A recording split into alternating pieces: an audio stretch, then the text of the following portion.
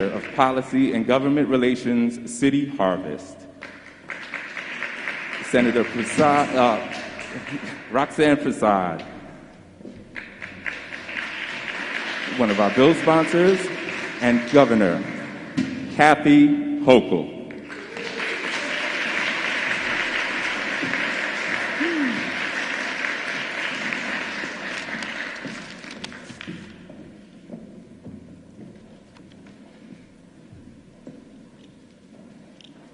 Good afternoon, everyone. Welcome to Senate District 19. It is a pleasure seeing all of you here today on this very important event. Governor Hochul, welcome again to Senate District 19. You've come to my district on several occasions, first as Lieutenant Governor and now as our duly sworn governor. Today I'm excited to be here with you, my colleagues, advocates here in Brownsville. And everyone, yes, this is Brownsville, to sign this critical legislation that will help many food insecure New Yorkers who cannot prepare or cook food purchased with SNAP benefits in their dwelling spaces. It is an exciting day for all of us who've advocated for this. Some New Yorkers may be temporarily sheltered in an efficiency unit or hotel without food or kitchen service access. Many seniors and people with disabilities living in the communities cannot prepare or cook their meals without assistance from a caretaker, and so this legislation is important to them. Under this legislation that I've sponsored with my colleague, Assemblymember Karina Reyes, the New York State Office of Temporary and Disability Assistance will apply to the federal government for authorization to operate this statewide restaurant hot meals program. It is not only exciting for constituents who utilize SNAP benefits, but for the entire restaurant industry. It is a win-win for everyone. This is not an abstract concept. A month ago, when Hurricane Ida ravaged many neighborhoods in New York, Long Island and elsewhere, SNAP recipients displaced from their homes were immediately allowed to purchase hot or prepared meals. Again, it's not a novel idea that we're bringing up today. COVID-19 made existing food insecurity exponentially more acute, and New York has been innovative. In her previous capacity as food czar for New York City, State Operations Director Catherine Garcia set up a nimble and expensive emergency food delivery infrastructure. This site here was a hub for that food distribution. And so we have been doing food distribution all along. The program has been responsive to varying dietary needs and religious traditions. Still, we must keep in mind that many of these emergency programs across New York State are temporary. Many New Yorkers will return to normal congregate meal sites which will be fully operational again. The bill that Governor Hochul is signing today recognizes the ongoing emergency faced by disabled, displaced, and older New Yorkers who cannot prepare meals before the pandemic, and so this will assist them ongoing. Once OTDA has been approved by USDA, New York will be joining other states, including Arizona, California, and very soon, Illinois, in providing the option eligible to SNAP beneficiaries. Governor Hochul, thank you again for your swift and compassionate response to our request to have this legislation signed. Assemblymember Karina's and I are excited today for what will be happening. So, my constituents, the constituents who are served by Assemblymember Latrice Walker, who's here, the constituents who are served by Assemblymember Karina's, all of our constituents will be excited. And to all of the merchants who will benefit from this program, we thank you for your participation. I'd like to quickly, before I call up on our governor, acknowledge some of my colleagues who are here today. Assemblymember Latrice Walker, we're in her district. Assemblymember Robert Rodriguez. We will be joined also shortly by Assembly Member Andrew Hevesy, Council Member Stephen Levin, and Senator Jabari Brisport. We're also joined today by Gary Jenkins, HRA Administrator, Rachel Sibilla, No Kids Hungry, Amy Sonneman, United Way of New York City, Tommy Grassi, Melito Health and Welfare Council of Long Island, Zach Hall, Food Bank of NYC, Dr. Melody Samuel, I saw her campaign against hunger. I thank all of you for being here today on this exciting time for us. And without further ado, I'd like to call up my friend, someone I'm proud to work with, the Governor of the State of New York, Kathy Hochul.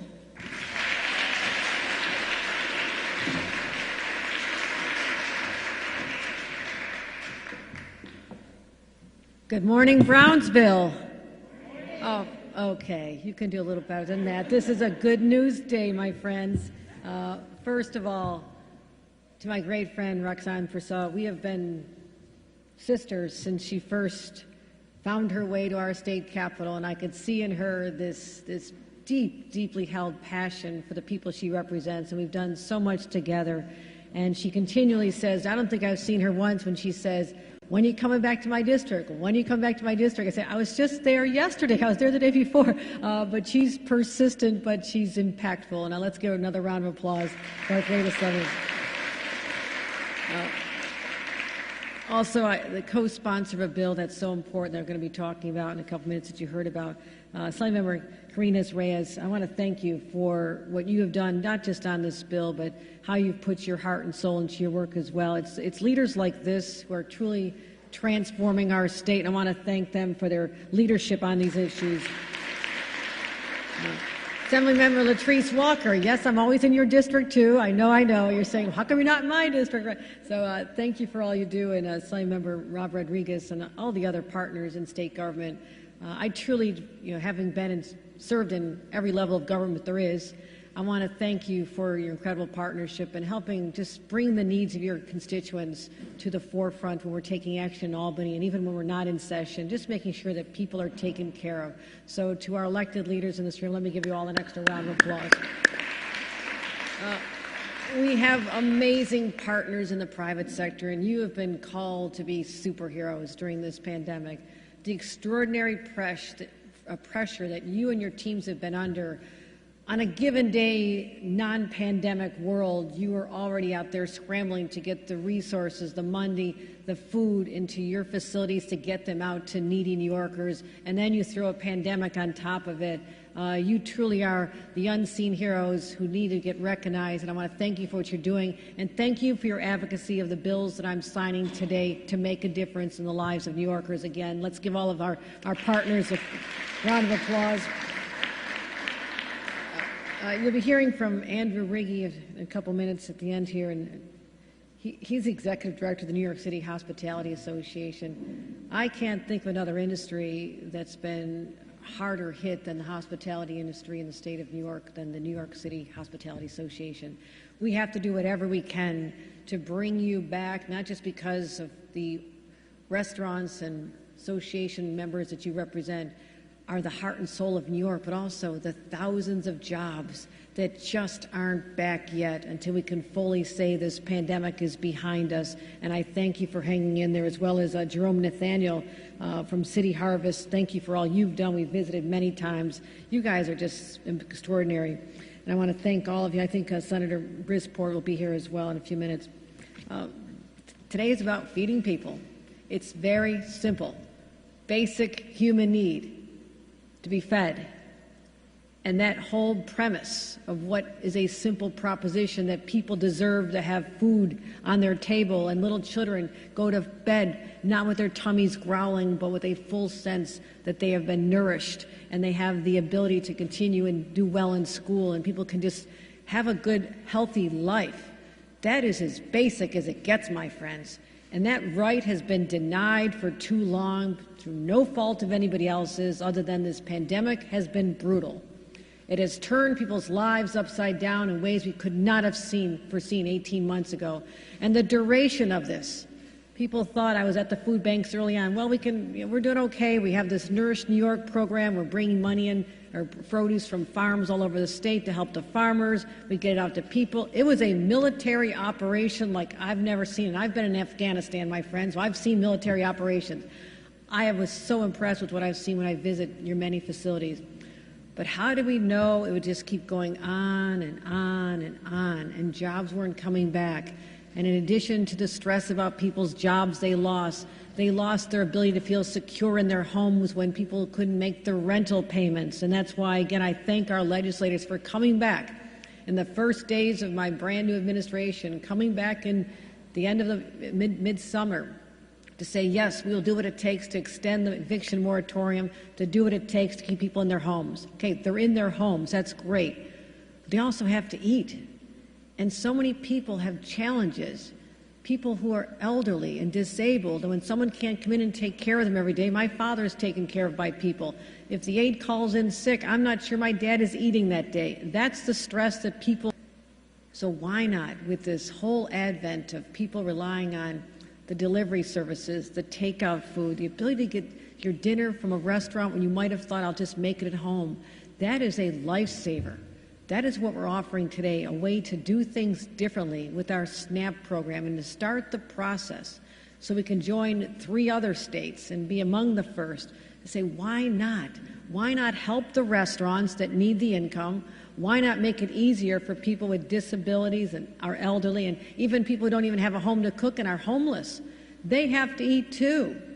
So that's what this is all about, to find a way to get those programs to them. We also increased our SNAP benefits. So a family of 4 will see their allotment go from $680 to $835 under the new plan, which still does not sound like a lot, my friends, but it is something. You can give that a round. I look like you want to clap on that. You can clap that. That'll bring an additional $1.4 billion from federal funding to New Yorkers. So we are going to allow our homeless, elderly, and disabled SNAP recipients to use their benefits to purchase prepared and hot food from participating restaurants. That'll make sure those who are the most in need in our state will have the resources they need. But also, let's just take a look at our restaurants. It has been so long and hard. I spent 5 years working in a tiny restaurant, making chicken wings and pizza and pasta, and I cooked the food, I served the food, I took the phone orders. I have scars on my arm to show how hot the oven was when I made the pizzas and didn't do it very well. And here I was, a 15, 16, 17-year-old. I have a deep appreciation for the entrepreneurs who start a restaurant because they often give people their first job. We have to keep them alive and healthy.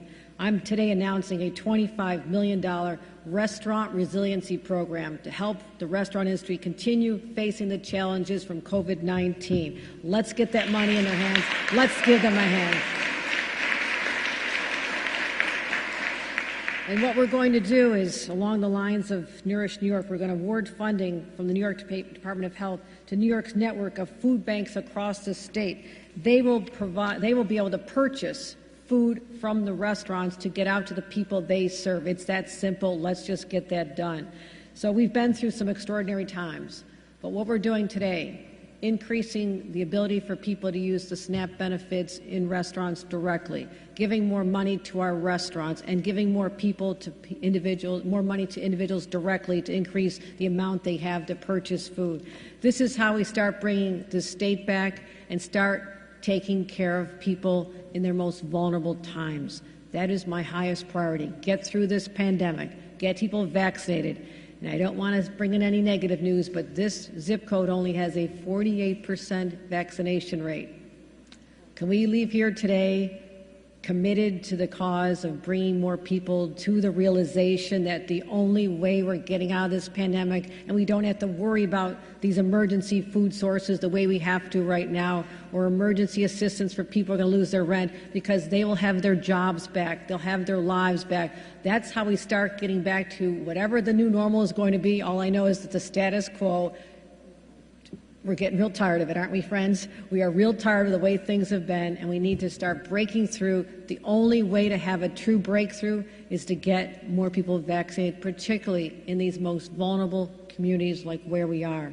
So thank you, everyone, for participating today. Thank you for being here. But more when we leave, this is not about a press conference. It's about what you're going to do and we're going to do when we leave here and directly affect the lives of our brothers and sisters who are struggling right now. They need our help right now, and we're here to deliver that for them. Thank you very much.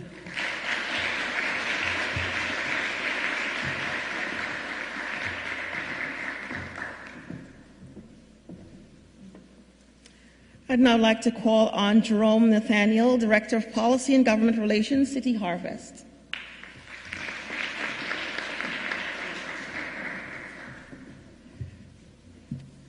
Good afternoon, everyone. My name is Jerome Nathaniel. I'm the Director of Policy and Government Relations at City Harvest. And I'm also happy to say that I'm a longtime resident of East New York, so it's great to be here.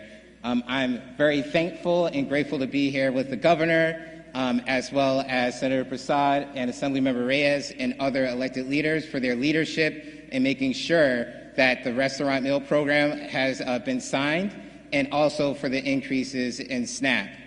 City Harvest has existed since 1982, so over the past 40 years, we have been serving New Yorkers facing food insecurity. Since last March, City Harvest delivered over 200 million pounds of food to hungry New Yorkers across the 5 boroughs. That's 200 million pounds. Many of those families also rely on the SNAP program. Just to share a few stories, we know that many of the families that go to our pantries are also in the SNAP program.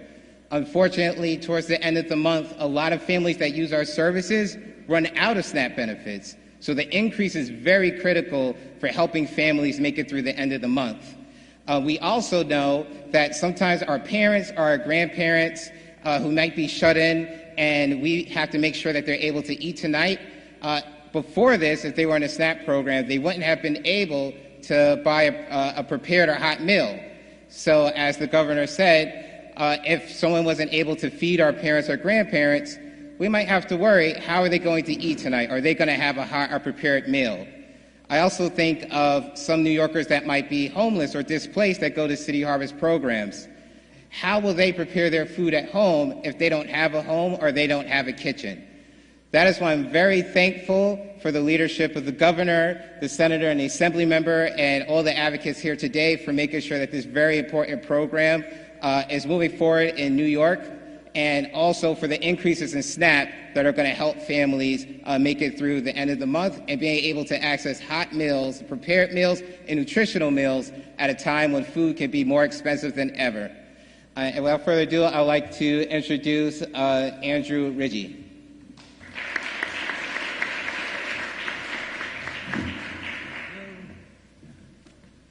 Good morning. My name is Andrew Ridgey. I am the Executive Director of the New York City Hospitality Alliance. Of course, I'd like to thank the governor, the assembly member, the senator, and everyone else, the advocates in this room. As the governor put it, you know, our state and our city's restaurant industry has been devastated by the pandemic. We've lost thousands of beloved businesses. We're still about 120,000 jobs short in our city's restaurants and bars compared to pre-pandemic employment levels. And we know that our restaurants are anchors of our community, and they're in crisis. But we also know that our fellow New Yorkers that are hungry, they have been in crisis as well. And when our restaurants were shutting down, losing their livelihoods, laying their workers off, what happened? Our restaurants came together.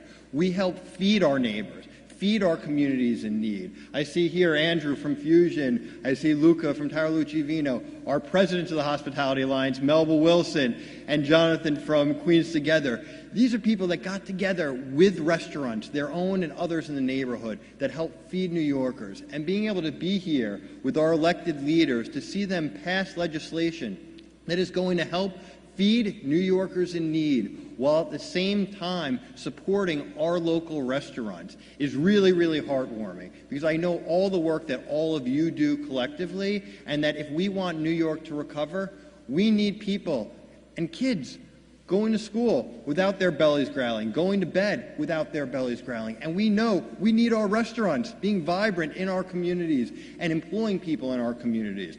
So it's just really incredible to be able to stand here today with legislation that helps our whole entire New York City ecosystem, both from a social standpoint and an economic standpoint, and making sure that we're feeding people. Because we know the one thing that brings people together, no matter what culture, what background you're from, is food. And restaurants are social spaces. So thank you so much for doing this again. Thank you to all the advocates. And you know you have a partner in the New York City Hospitality Alliance. Thank you.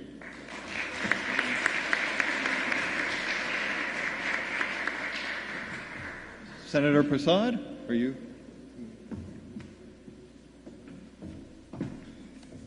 So before I announce our next speaker, I just would like to really thank Jerry Charles and the staff here at BRC for allowing us to use their facilities today. And I also saw the Yemeni American Merchant Association is here. They've been working tirelessly during this pandemic to assist with food distribution. I'd now like to call on Andrew Walcott. Andrew Walcott, the owner of Fusion East restaurant here in East New York.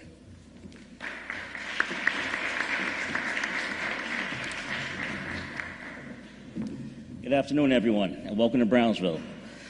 It's great to be so many great elected officials and advocates to support feeding New Yorkers and providing relief to restaurants. I'm a restaurant owner myself.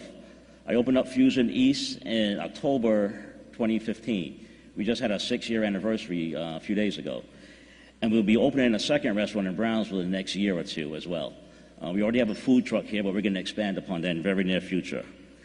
I created Fusion East to create a place within the East New York and hopefully the Brownsville community that will reflect the people, the character of that community, and let people know that there's great things going on throughout the whole East New York community. I'm a child of immigrants. My parents are originally from Barbados, but I was raised in East New York for over the past 40 years. And I know that New York is the greatest city in the world, that we will overcome all the problems and difficulties we're seeing together. The past 2 years have really tested my own belief and others' belief in New York City. But as everyone in this room knows, the economic shutdown hit the service industry very hard, including restaurants. Many restaurants temporarily closed, such as mine, but some others had it even worse, so they closed and closed permanently. As New York recovers from this pandemic, we will recognize the vital role that restaurants play in feeding and supporting local communities such as Brownsville. I am grateful to elected leaders such as Governor Hochul, Senator Prasad, and Assemblywoman Reyes for their support of a strong recovery for restaurants and other small businesses. Their leadership will not only make sure that restaurants like mine stay open, but that they thrive in the future as well. Their commitments will not only make sure families and communities like Brownsville and East New York stay afloat, but that they thrive and stay healthy. Today is just about that. Please welcome an amazing advocate for this community, Assemblywoman Reyes.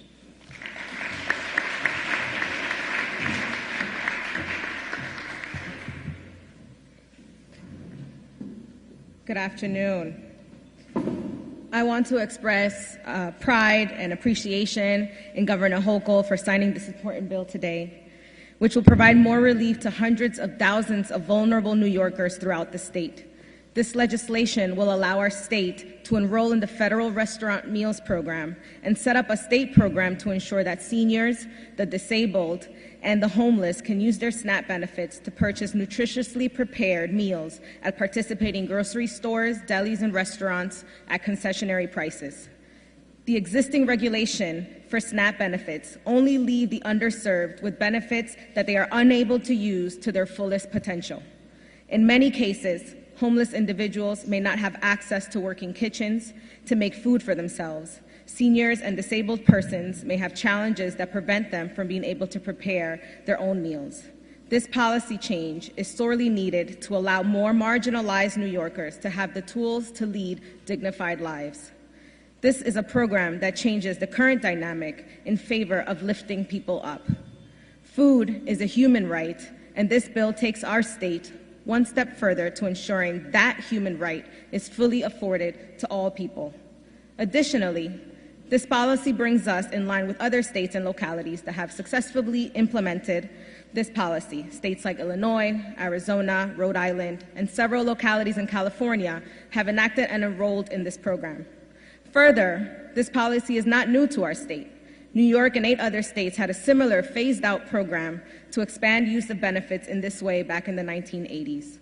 This legislation will provide people with empowerment and increased use of their current benefits, while allowing small businesses and restaurants to get access to crucially needed support during this persistent economic crisis. I want to express gratitude to the following individuals and organizations that worked with me and helped me this day possible. State Senator Roxanne Prasad for being a partner and agreeing to carry this bill with me in 2019, and for her work in passing it in the Senate. Speaker Hasty, Assembly members and committee chairs who aren't here, but Andrew Hevesy, Linda Rosenthal, and Helene Weinstein for helping to move this bill through the Assembly. The New York City Council member Farrah Lewis of Brooklyn, who passed a resolution in the New York City Council in support of this bill and policy priority. And this would not have happened with the support of advocates such as No Kid Hungry, AARP New York, Live On New York, SAGE, the nonprofit Feed Forward, and the Empire State Restaurant and Tavern Association.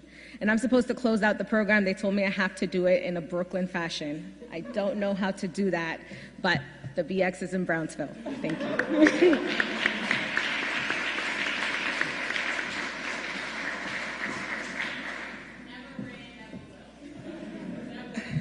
That's okay.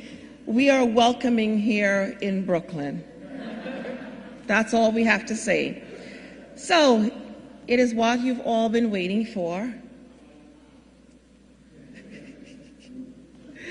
Governor Hochul? Governor Hochul will now sign the legislation. If my colleagues would come over.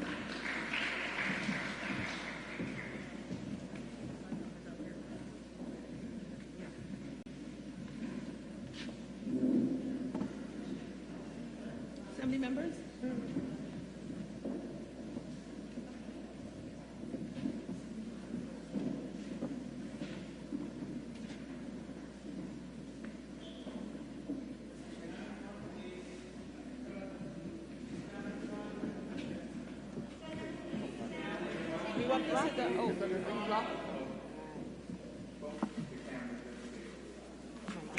Few bills to make sure we have enough. I should have gone with my longer name, but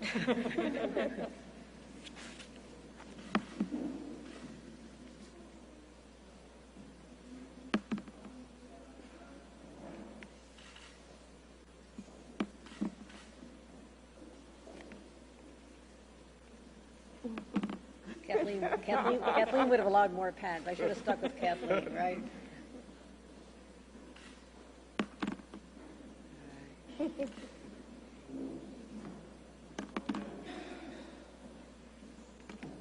was a pretty intense process.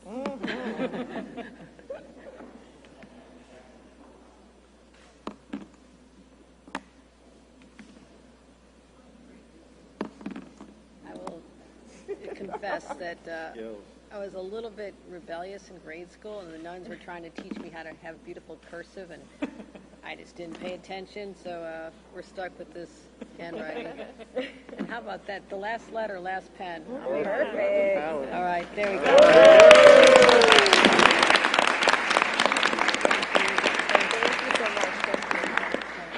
Thank you. We have these for everybody involved here. If we run short, we'll make sure we have some more. Phone number, thank you for coming today. What else do I have behind me? All right, there you go. There you go. Thank you for all your support. Thank you so much. One behind you. I got one.